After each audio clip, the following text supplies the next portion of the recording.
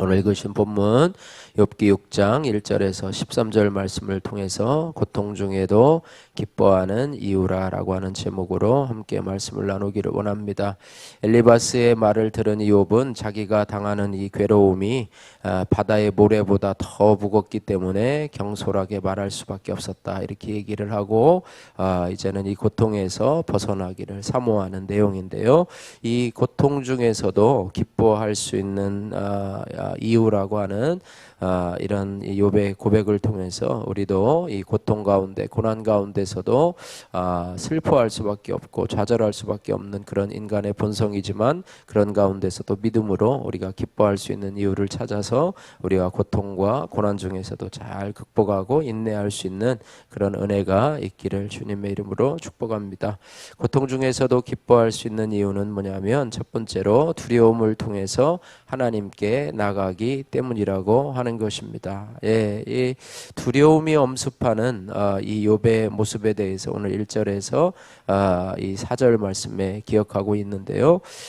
특별히 4절 말씀 같이 한번 읽겠습니다. 4절, 전능자의 화살이 내게 박힘에 나의 영이 그 독을 마셨나니 하나님의 두려움이 나를 엄습하여 치는구나. 욥은 자신에게 닥친 이러한 재앙을 2절 말씀에 보니까 나의 괴로움을 달아보며 나의 파멸을 저울 위에 모두 놓을 수 있다면, 놓을 수 없지만 이런 것들을 저울 위에다 달아본다면 아마 3절에 바다의 모래보다도 더 무겁게 될 것이다 라고 고백을 하고 있습니다. 그래서 특별히 이 고난이 하나님께로부터 온 것이라는 생각에 그는 두려움에 사로잡힙니다. 여러분 실제적으로 알지만 이 고난이 하나님께로부터 온 것이 아니라 하나님이 허락하셔서 이 욥의 믿음을 연단시키고자, 시험해 보고자 이 사단에게 허락하셔서 이 사단이 그의 집을 치고 뭐 이렇게 한 것이죠. 그런데 우리는 그것을 알 수가 없기 때문에, 욥은 그것을 알 수가 없기 때문에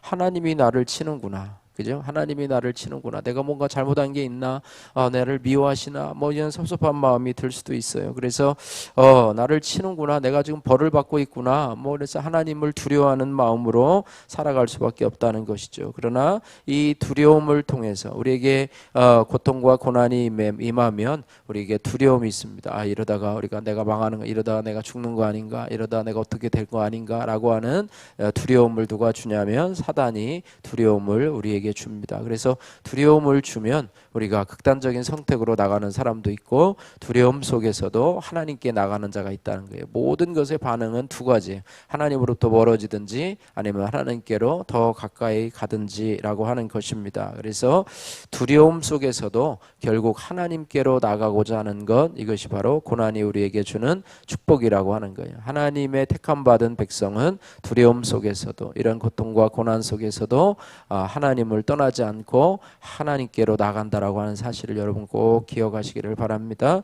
디모데후서 1장 7절에 보니까 하나님이 우리에게 주신 것은 두려워하는 마음이 아니요 오직 능력과 사랑과 근신하는 마음이니 라고 말씀하고 있습니다. 그래서 이런 고난 중에서도 우리가 포기하지 말아야 될 가치관은 뭐냐면, 하나님이 나를 사랑하신다, 그죠? 하나님 뜻대로 부르신 자들에게 하나님께서 모든 것이 합력하여 선을 이루신다라고 하는 그런 말씀을 붙잡고 늘 승리하시기를 주님의 이름으로 축복합니다. 적용의 말씀, 죽고 싶을 정도로 힘든 일이 있습니까? 나는 위로받고 싶을 때 먼저 누구를 찾아갑니까? 여러분 하나님께로 나가시기를 주님의 이름으로 축복합니다. 고통 중에도 기뻐하는 이유 두 번째는 나의 아픔을 공감해주는 지체가 있기 때문입니다. 5절에서 7절 말씀인데요.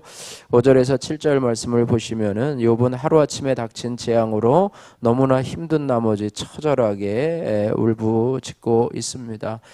5절에 보니까 들나귀가 풀이 있으면 어찌 울겠으며 소가 꼴이 있으면 어찌 울겠느냐라고 이야기를 하면서 자신이 탄식하며 울 수밖에 없는 이유가 있다고 항변을 하고 있는데요.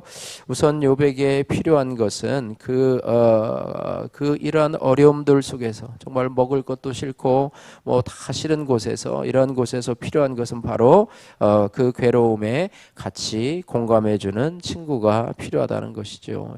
욥을 찾아온 세 명의 친구는 욥에게 위로가 되기보다는 오히려 정죄하고 그 고통에 정말로 소금을 뿌리는 역할을 하는 그런 친구였죠. 그러나 우리 공동체에서 우리가 어떻게 해야 되는가? 슬픈 자와 함께 울어줄 수 있고 즐거운 자와 함께 기뻐해 줄 수 있는 것이 우리 지체의 역할이라고 하는 것입니다. 오히려 그렇게 하지 못하고 정답만 말하는 사람들은 도리어 지체들에게 상처만 줄 것이라고 하는 것입니다. 요즘에 뭐 팩트 공격이라는 아이들이 많이 쓰는데요. 그냥 정답만 말하고 가르치려고만 하고, 그죠? 옳고 그름만을 얘기하면 그 안에 감정이 들어가지 않고, 그 안에 위로가 들어가지 않고, 그 안에 공감이 들어가지 않고, 아이고 그렇구나, 너무 힘들겠구나 하면서 같이 울어주는 것, 이것이 참 필요하다고 하는 것입니다. 그러므로 성도는 마음이 상한 지체를 위로하고 자기를 기쁘게 하지 말고 함께 즐거워하고 함께 울어주는 이런 모습이, 공감할 수 있는 그런 능력이 필요하다고 하는 것이죠. 슬픔을 당한 사람에게는 여러 가지 말보다는 오히려 함께 같이 있어주고 같이 울어주는 것이 필요하다고 하는 거예요. 로마서 12장 15절에 즐거워하는 자들과 함께 즐거워하고 우는 자들과 함께 울라라고 말씀하고 있습니다. 그래서 우리가 하나님 앞에 나갈 때 이런 은혜로 있고요. 적용의 말씀입니다. 내 주변에 갑자기 닥친 고난으로 울 수밖에 없는 사람이 있습니까? 그를 어떻게 내가 위로하겠습니까? 여러분, 위로하는 자로 서시기를 주님의 이름으로 축복합니다. 세 번째로요. 고통 중에서도 기뻐하는 이유는 고통 중에서도 하나님의 말씀을 거역하지 않았기 때문이라 말씀하고 있습니다. 8절에서 13절 말씀인데요. 욥의 눈에는 파멸된 가정과 순식간에 사라진 모든 재산이 회복될 가능성이 없어 보이고 자신의 몹쓸 질병과 극심한 고통도 전혀 치료될 것 같지 않습니다. 이제 아무런 기대도 일어날 힘도 없는 가운데서 그런 가운데서 그러할지라도 10절 말씀 같이 한번 읽겠습니다. 10절 말씀, 그러할지라도 내가 오히려 위로를 받고 그칠 줄 모르는 고통 가운데서도 기뻐하는 것은 내가 거룩하신 이의 말씀을 거역하지 아니하였음이니라. 이것이 신앙의 힘이지요. 믿음의 힘이죠. 그럼에도 불구하고 그러할지라도 내가 오히려 그 고통 중에서도 위로를 받고 그칠 줄 모르는 고통 가운데서도 기뻐하는 것은 내가 거룩하신 이의 말씀을 거역하지 아니하셨습니다. 아마 욥은 그런 고통 중에서도 하나님과 교제하며 기도했을 거라고 하는 거예요. 진정한 위로는요, 아까 지체의 위로도 있지만 하나님께로부터 오는 위로가 진정한 위로라고 하는 것입니다. 사람에게 받는 위로는 뭐 작은 위로가 될 수도 있고 또 그렇지 못하면 상처가 될 수도 있지만 하나님께로부터 받는 위로, 또 그칠 줄 모르는 고통 가운데서도 기뻐할 수 있는 것은 내가 거룩하신 이의 말씀을 거역하지 않았기 때문이라 이렇게 말씀하고 있습니다. 그러니까 그 고통 중에서도, 고난 중에서도 기력이 없고 모든 것이 앞으로 나갈 기력이 보이지도 않는 그런 상황 속에서도 하나님으로 인하여서 기뻐하고, 그죠? 하나님으로 인하여 기뻐하고 그분으로 인하여 즐거워할 수 있다라고 하는 것은 평소에 하나님께 대한 경건의 관계들이 회복되었기 때문이라고 하는 것입니다. 그래서 우리가 늘 하나님과 교통함과 교제, 여러분 기도의 골방을 늘 가지셔서 하나님과 여러분 늘 교제하시고 기도하시고 힘들고 어려울 때마다 하나님을 찾는 그런 훈련들이 평소에 이어질 때 우리의 고난과 고통 중에서도 이렇게 기쁨과 즐거움을 누릴 수 있다라고 하는 것, 또 하나님의 말씀을 중심으로 해서 고난 중에서도 하나님의 말씀을 지키고 살아왔던 그런 부분들을 우리가 생각해야 될 줄로 믿습니다. 적용의 말씀이 내가 고통 중에서도 기뻐할 수 있는 이유는 무엇입니까? 하나님의 말씀을 내가 거역하지 않았다라는 고백을 내가 할 수 있겠습니까? 통증 가운데 만난 하나님, 김도선님의 큐티인 간증입니다. 결혼 전 저는 인정 중독으로 제 몸을 아끼지 않고 열심히 살았습니다. 그러다 보니 작은 일에도 힘들다고 하는 사람들을 보면 정죄하는 마음이 올라왔습니다. 그러던 제가 어느 날부터 스테로이드제를 하루 10알씩 복용해도 몇 발짝 못 걸을 만큼 심한 통증을 겪게 되었습니다. 하셨습니다. 마치 전능자의 화살이 내게 박혀 내 영이 그 독을 마신 것처럼 고통스럽고 두려웠습니다. 다리를 움켜잡고 울던 그때에 하나님이 다른 사람을 정죄하던 제 죄를 생각나게 하셨습니다. 그러자 내 죄가 이 고통보다 더 크다는 것을 인정할 수밖에 없었던 것이죠. 저는 백앤잇을 다 적실 정도로 울며 죄인된 내 모습을 회개했고 이 고통을 경험하게 하셔서 몸이 아픈 사람들을 치유할 수 있게 하신 하나님께 감사했습니다. 그 가까운 병원에서 백혈병일 수 있다고 하여 상급 종합병원에 가서 재검사를 받았습니다. 결과가 나오는 날 큐티 말씀은 자만하지 않도록 육체의 가시를 주셨다는 바울의 고백이 담긴 고린도후서 12장 7절이었습니다. 저는 이 말씀을 마음에 새기어 어떤 결과가 나오더라도 내 육체의 가시로 여기고 평생 겸손히 살게 해달라고 기도했습니다. 고난 중에서도 오히려 말씀으로 위로를 받고 기뻐할 수 있었습니다. 이후 감사하게도 백혈병이 아닌 특발성 호산구 증가증이라는 진단을 받게 되었습니다. 하지만 저는 결혼한 뒤에도 원인 모를 통증과 위장장애 등으로 힘든 시간을 보냈습니다. 그러자 이전의 감사 고백은 잊은 채 내가 이런 상황에 놓인 것은 결혼을 잘못했기 때문이라며 저를 공감해주지 않는 남편을 원망했습니다.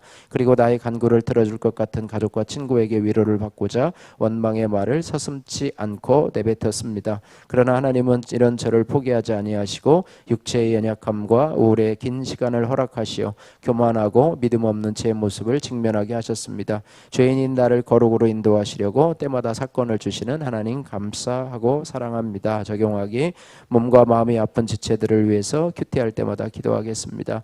힘든 마음이 들 때 사람에게 위로받으려 하기보다 공동체에 기도를 부탁하겠습니다. 할렐루야.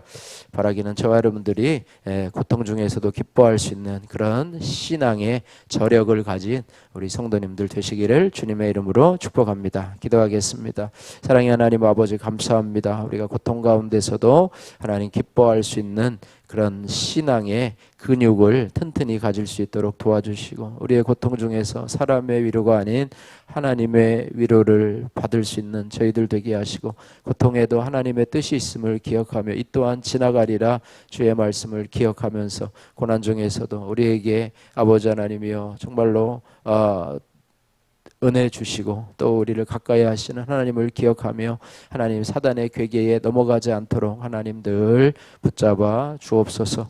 오늘 이 시간에도 하나님 육체적으로 또 질병으로 힘들어하고 또 마음적으로 힘들어하는 우리 지체들 하나님께서 찾아가셔서 성령으로 위로하시고 육체의 질병을 치료해 주시며 또 영적인 아픔들도 회복시켜 주옵소서.